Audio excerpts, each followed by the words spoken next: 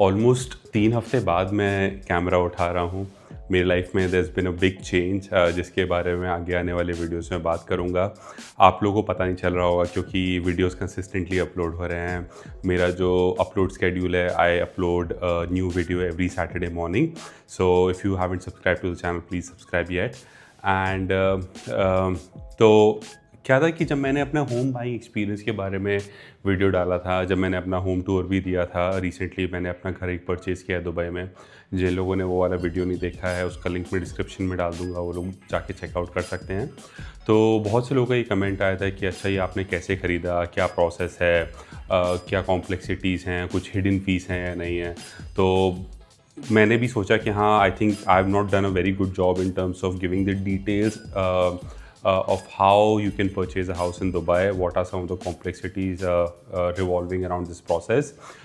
तो इसके ऊपर मैंने सोचा कि चलो अब मैं एक नया वीडियो बनाता हूँ, तो आज उस बारे में हम लोग बात करेंगे। एंड मैं आपको सारी डिटेल्स बताऊँगा कि यहाँ पर घर किस कैटेगरी के होते हैं, किस तरीके से आप उनको परचेज़ कर सकते हैं, off plan, ready to move in, क्या डाउन पेमेंट लगता है, कितना बैंक मॉर्टगेज देती है, क्या अप्रॉक्सीमेट रेट ऑफ इंटरेस्ट होता है, so on and so fourth. यहाँ पर ना सबसे पहले आपको ये समझना ज़रूरी है कि कितने टाइप के अपार्टमेंट्स होते हैं, कितने टाइप के घर होते हैं यूएई में।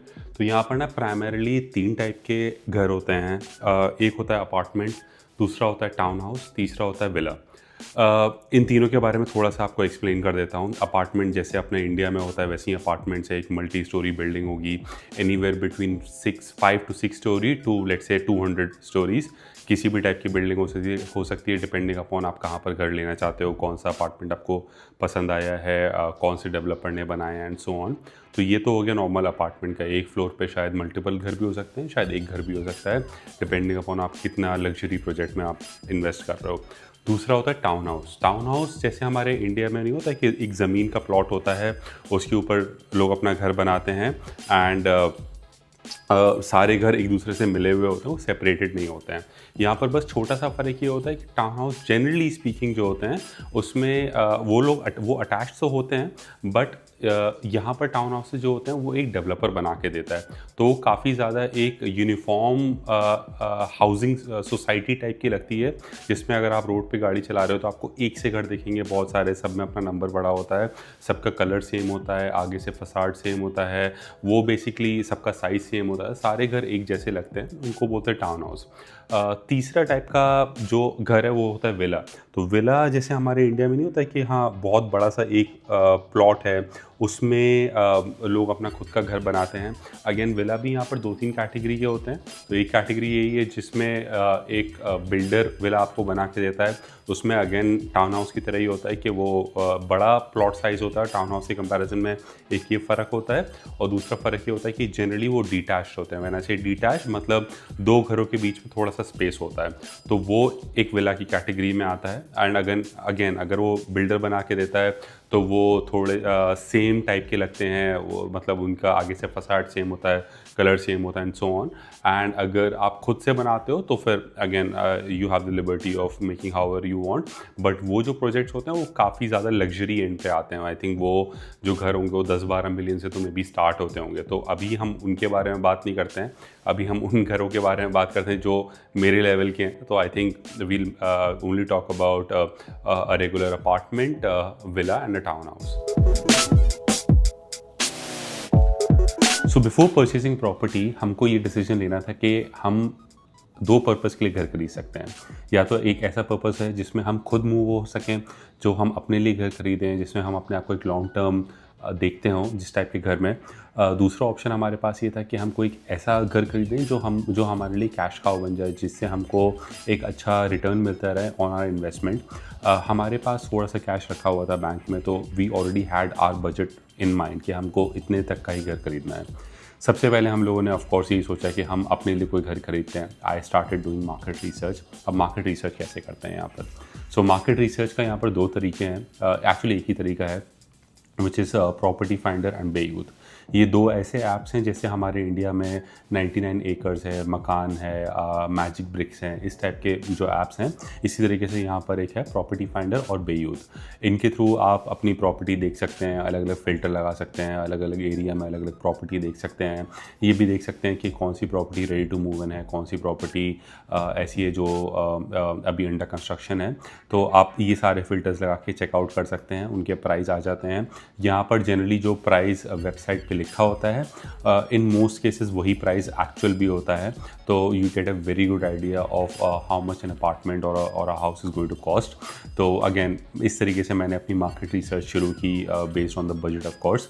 एंड प्रॉब्लम ये हो रही थी कि जब मैं अपने बजट का फ़िल्टर लगा रहा था, मैंने एक दो अपार्टमेंट जाके देखे, एक दो टाउन हाउसेज जाके देखे। मेरा पर्सनली मन था टाउन हाउस लेने का, बट प्रॉब्लम ये हो रही थी कि जो मेरा बजट था उसमें या तो बहुत ही दूर, almost in the outskirts of Dubai, वहाँ पर कोई छोटा टाउन हाउस आ रहा था जो कि नया था, या फिर अगर मैं सिटी के अंदर देख रहा था तो फिर मेरे को बहुत ही पुरानी क्वालिटी का टाउन हाउस मिल रहा था। तो I really did not wanted to settle on that.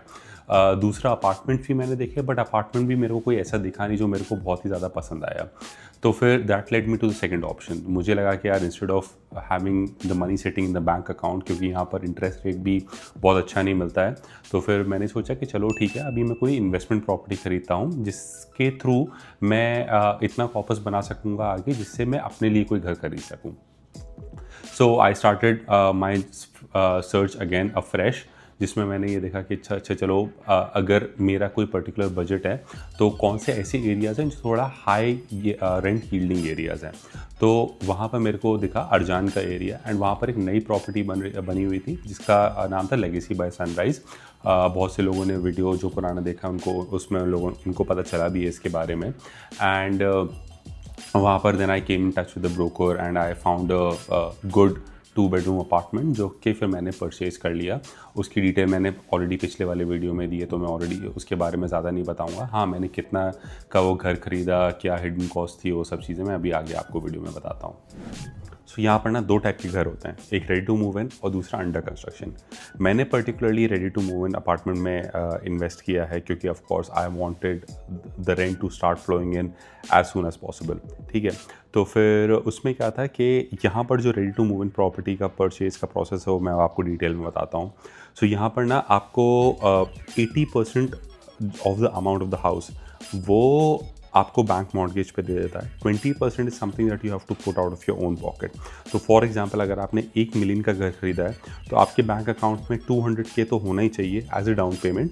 उसके अलावा 800K is something that the bank is going to cover. But ये सिर्फ और सिर्फ ready to move in apartment के केस में वैलिड है।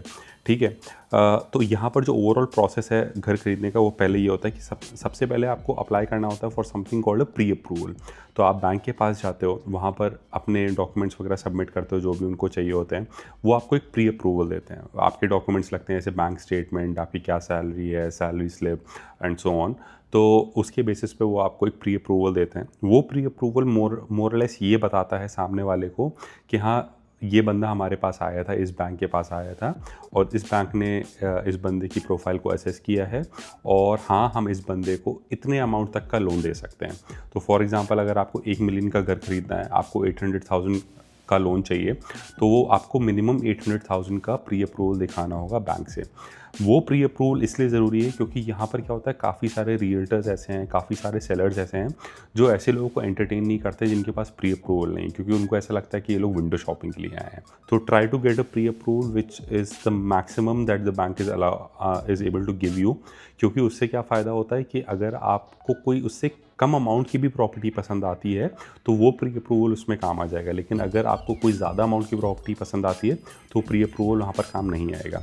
तो फिर अगेन मैंने जैसे प्री अप्रूवल लिया अपनी बैंक से, एंड देन उसके बाद I started looking for apartments. मैंने ये लेगेसी बाय सनराइज़ को फाइनलाइज़ कर लिया।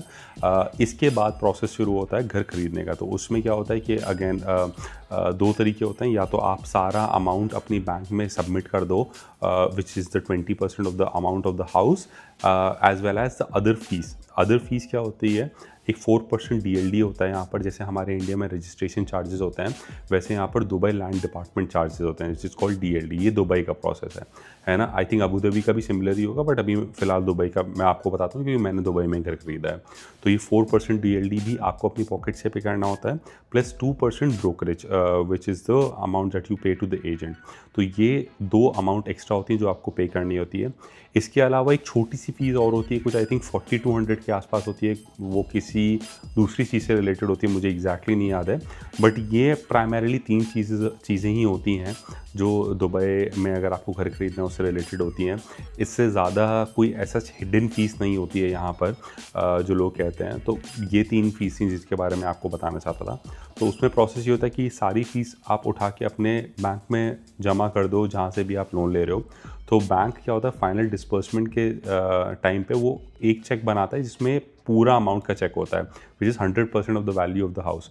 तो उसमें क्योंकि आप अपना कंट्रीब्यूशन ऑलरेडी दे चुके हो, बैंक अपना कंट्रीब्यूशन देता है लोन के थ्रू, तो फाइनली एक चेक बना देता है। तो ट्रांसफ़र वाले दिन आपको आसानी हो जाती है। तो मैंने सारा अमाउंट उठा के अपनी बैंक में डाल दिया था एंड फिर ट्रांसफ़र वाले दिन डायरेक्टली बैंक का एक बंदा आया था। एक आपको अपॉइंटमेंट लेना होता है ट्रांसफ़र ऑफिस में, तो उसमें ट्रांसफ़र के टाइम पे आप आइडियली बैंक का भी एक बंदा होता है और जो सेलर होता है, तो buyer seller and the bank representative, वो सब जाते हैं वहाँ पर। थोड़ी बहुत फॉर्मेलिटीज़ होती है, आपकी एमिरेट्स ID वगैरह लगती है and then the house is transferred to your name. अच्छा, यहाँ पर ना एक चीज़ बहुत अच्छी है, क्योंकि सारा प्रोसेस बहुत ज़्यादा डिजिटल है, तो उसमें क्या होता है कि आप जो भी घर खरीदते हो वो बेसिकली सारी यूनिट्स जो हैं वो दुबई लैंड डिपार्टमेंट में एक तरीके से रजिस्टर्ड हैं। तो क्योंकि सारी चीज़ें डिजिटल हैं, तो ऐसा नहीं है कि एक बंदे के नाम पे कोई मल्टीपल पेपर, वो एक घर के नाम पे मल्टीपल पेपर बन सकते हैं। तो इसमें ऐसा नहीं हो सकता कि एक ही घर है वो आप 10 लोगों को अलॉट कर सको, क्योंकि वो बेसिकली उनका सिस्टम में है। अगर सिस्टम में एक घर किसी को अलॉटेड है तो दूसरे को अलॉट नहीं हो सकता। तो ट्रांसफ़र इस वजह से काफ़ी ज़्यादा ट्रांसपेरेंट हो जाता है। अच्छा, दूसरी चीज़ यहाँ पर भी ये भी है कि जैसे मैंने आपको डिजिटल बताया कि आप ये एक्सपेक्ट कर रहे होगे कि अगर कोई बंदा घर खरीद रहा है तो वो जाके कम से कम 10-15 पेजेस पे साइन करता होगा एंड सो ऑन। ऐसा बिल्कुल भी नहीं है। आप जब यहाँ पर घर खरीदते हो तो आपको कोई घर के कागज़ ऐसे बिल्कुल नहीं मिलते हैं।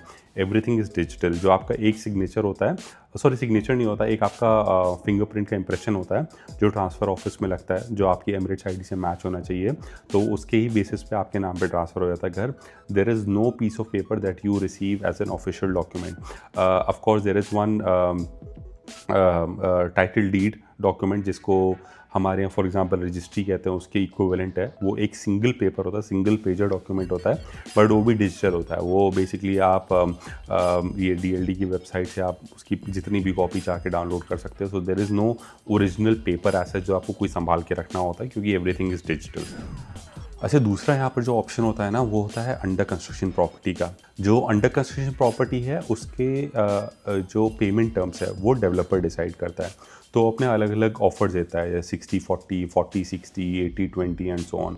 तो डिपेंडिंग अपॉन के डेवलपर ने कहाँ पर प्रॉपर्टी बनाई है, वहाँ पर कितनी डिमांड है, डेवलपर की कैसी इमेज है एंड सो ऑन, वो अलग अलग अपने ऑफर्स देता है। सो फॉर एग्जांपल अगर 60-40 है तो मतलब 60% during construction, 40% after hand over. So इसमें प्रॉब्लम ये होती है कि 60% जो अमाउंट है वो आपको लेट्स से 10%, 5% के चंक्स में डेवलपर को देना होगा अपनी पॉकेट से। फिर जो 40% है आफ्टर हैंड ओवर वो आप मॉर्टगेज करा सकते हो। उसके लिए डेवलपर आपको टाइम देता है, आराम से आप मॉर्टगेज करवा सकते हो। बट फिर उसमें प्रॉब्लम ये है कि instead of getting 80% of the mortgage amount, you only get 40% of the mortgage amount. अगर आपके पास मनी इन द बैंक है 60% का, then it is absolutely fine. If you can afford then it is absolutely fine. But again अलग अलग developers अलग अलग offers देते हैं। कुछ 80-20 भी देते हैं कि हम during construction 80% of the amount लेंगे, 20% that is something that you can pay after hand over. तो वो आपको अपना मैथ करना है कि आपके पास कितने पैसे हैं, आप अंडर कंस्ट्रक्शन लेना चाहते हो, रेडी टू मूव इन लेना चाहते हो। रेडी टू मूव इन में आपको एक प्रीमियम भी पे करना पड़ता है as compared to something which is under construction, right. अच्छा, यहाँ पर ना मैं आपको मॉर्टगेज के बारे में बताता हूँ। So there is this different sort of role that is called mortgage consultant. मेरे को पता नहीं कि ये इंडिया में भी होता है कि नहीं मॉर्टगेज कंसल्टेंट। तो यहाँ पर वो लोग क्या करते हैं कि उनके जो कॉन्टैक्ट्स होते हैं वो होते हैं अलग अलग बैंक्स के साथ। तो जितनी भी बैंक्स हैं उनके रिप्रेजेंटेटिव्स के साथ उनके कॉन्टैक्ट होते हैं, तो जब आप अपनी प्रोफाइल उनके साथ शेयर करते हो तो वो आपको पहले ही एक तरीके से एक एस्टिमेट बना के दे देते हैं कि देखो ये 3 बैंक के ऑप्शंस हैं आपके पास, इसमें इस बैंक का ये ऑफ़र है, ये उसके पेमेंट टर्म्स हैं, ये इसका अप्रॉक्सीमेटली इंस्टॉलमेंट बनेगी, ये फोरक्लोजर चार्जेस हैं, ये पार्शियल पेमेंट चार्जेस उसके ही हैं। तो वो सारी डिटेल्स वो सारे बैंक्स के बारे में आपको दे देते हैं। अगर आपकी कोई प्रेफर्ड बैंक भी है तो आप उनको बता सकते हो कि मेरे को यहाँ से लोन लेने का मन है, तो आपके पास इसका क्या ऑफ़र है, आप मेरे को बता दो। तो इसमें क्या होता है ना कि ये जो मॉर्गेज कंसल्टेंट है ये आपकी हेल्प करते हैं in the end to end process. तो starting from giving you a good advice in terms of what bank you should go for, to also helping you get a pre approval of the loan and then getting the final disbursement of the loan. तो उसमें भी आपकी ये help करते हैं। तो इनके साथ जाने का फ़ायदा क्या होता है कि एक सबसे बड़ा फ़ायदा तो ये है कि आपको अलग अलग बैंक में खुद नहीं जाना। दूसरा एक फ़ायदा ये मिल जाता है कि आपको एक ही बंदे के थ्रू सारे ही बैंक्स के एक्सेस मिल जाता है। बहुत से लोगों को ऐसा लगेगा कि इनका ये जो आपको रेट ऑफ इंटरेस्ट ऑफर करेंगे वो ज़्यादा होगा as compared to if you go to the bank directly, but ऐसा बिल्कुल भी नहीं है। जो बैंक है उसके लिए customer is a customer, be it coming directly through towards a bank और maybe if it is coming through any of this mortgage consultant, तो वो आपको ऑफर सेम ही देते हैं। बस आपको यहाँ पर ये है कि आपको एक थोड़ा सा हेल्प मिल जाती है। दूसरी एक ये भी चीज़ है कि यहाँ पर ना आपको इनको कोई भी पैसा नहीं देना होता। इनके जो कमीशन होते हैं वो बैंक से अलग से सेट होते हैं। So bank gives them I feel like they give them a particular amount for every customer they bring in. तो इसमें आपका कोई भी नुकसान नहीं है, so it is absolutely free of charge for you. अब बात करते हैं मेरे पर्टिकुलर घर के बारे में, क्योंकि बहुत से लोगों को ये जानना था कि मेरे घर की क्या डिटेल्स हैं। देखो अभी मैं भी थोड़ा नया नया यूट्यूबर हूँ, 20-22 ही वीडियोज़ डाले हैं मैंने, तो मेरे को भी थोड़ा सा एप्रीहेंशन होता है पर्सनल डिटेल्स शेयर करने में। बट हैविंग सेड दैट, चलो मैं आपको सारी डिटेल्स बताता हूँ उसके बारे में। मैंने दिसंबर ऑफ लास्ट ईयर में ये घर फाइनलाइज़ कर लिया था। ऑलमोस्ट खरीदते खरीदते जनवरी हो गया था, क्योंकि मेरा बैंक का मामला था, तो फिर there is more paper work involve, तो उसमें थोड़ा सा टाइम लग जाता है। तो मैंने अर्ली जनवरी में घर ख़रीदा था, and this because it's an investment property, so now it is already rented out. दूसरी चीज़ ये कि मैंने बैंक के थ्रू लिया था, तो जो मॉर्गेज का मेरे को रेट ऑफ इंटरेस्ट मिला है वो आई थिंक मिला है 3.99% या 3.79%, which is fixed for 3 years। And उसके बाद it is I think 3 months IBOR plus 1.79%, so it is something around that. Exactly मेरे को देख के बताना पड़ेगा, but it is more or less like this. Okay, so guys, I think इस video को यहीं तक ही रखते हैं। I hope आपको ये वीडियो अच्छा लगा हो, आपको वो सारी डिटेल्स मिल गई जो आपको चाहिए हो। Please let me know if you have any further questions। अगर आपको कोई और पर्टिकुलर डिटेल्स जाननी है घर के बारे में, so please put it down in the comments below। अभी मैं सारे कॉमेंट्स के ऊपर रिस्पॉन्ड कर रहा हूँ। Thank you for your time, stay blessed, thank you।